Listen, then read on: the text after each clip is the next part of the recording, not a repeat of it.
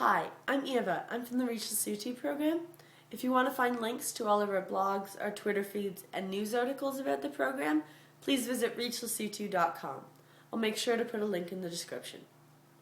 What you can see behind me is called the Peters projection of the map, and it's going to introduce my topic today of perspective or point of view.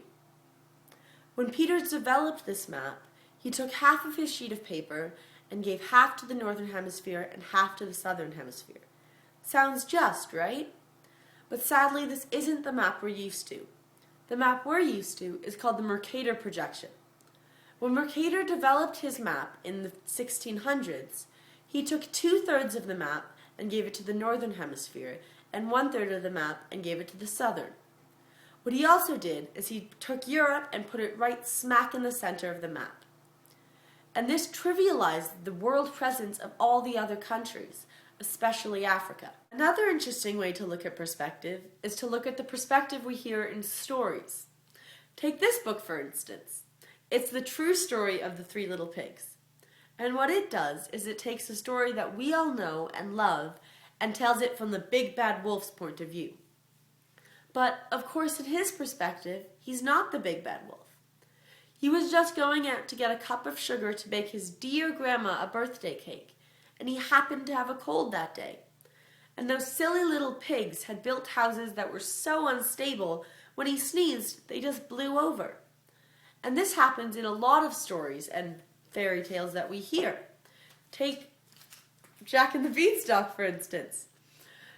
Have you ever thought about what the giant would have said if some little boy came in and started stealing his things? Or Rapunzel, what about from the witch's point of view?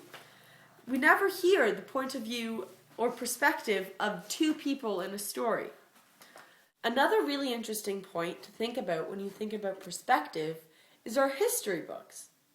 We're always educated about our side of the story, about our enemies, but we're also the enemy to them.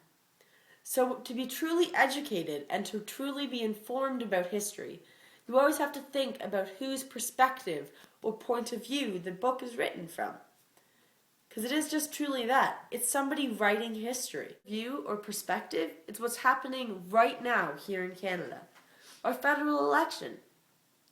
Think about all the different points of view or perspectives you hear in one day.